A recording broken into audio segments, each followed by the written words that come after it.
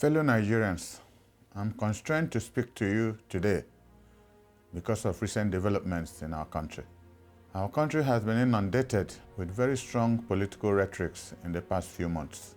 We are closing in on the 2023 general election, maybe the most important election in the history of this country because of our recent history. What happens on the 25th of February will determine the existence in so many ways of this country. So I hereby call on you that the PDP today presents a Nigerian patriot born a little over 70 years ago in Jeddah in Adamawa State, of known parents. Father was Garba Abubakar, mother was Aisha Kande. He was named after his grandfather, Atiku Abdul Kadri. So his parentage is not in doubt. We know where he's coming from. Educationally, he attended Jeddah Primary School, Provincial Secondary School, Yola, Police College, Kaduna, School of Hygiene, Kano, Ahmad Bello University, Zaria, Anglia Ruskin University in the city of Cambridge, where he did his master's degree in international relations.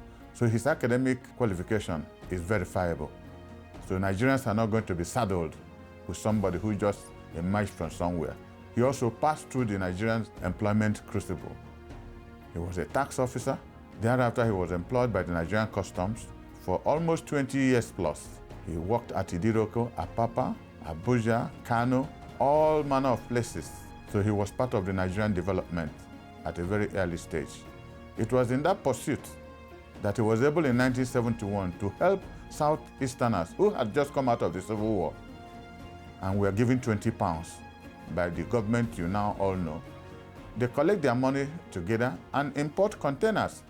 By the time their containers arrive, import duties will be raised and they cannot pay for it. This same Atiku Abubakar, who was a customs officer at Apapa Wharf, helped Igbos to clear their containers out of sympathy and love of mankind. In 1972, he was not running for presidency or governorship of any kind. It shows you the love he has for the people.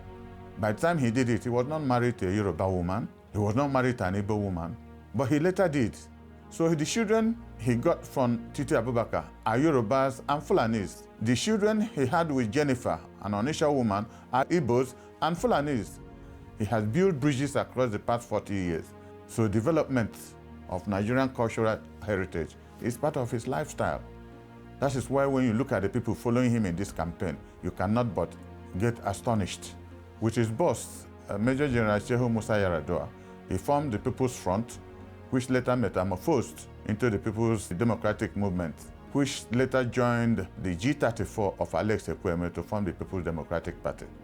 So he's been part of the developmental process, not just wanting to run for an office, which many political opportunists do today. From there, he ran as governor and won election in Adamawa State as governor-elect. There must be elements in his character, elements of integrity, consistency, which is lacking in this country today, that endeared him to Olusegun Obasanjo. And for the first 4 years of that government, as if you remember, Obasanjo was running around the world to get debt relief for Nigeria, and Atiku Abubakar was running the government effectively.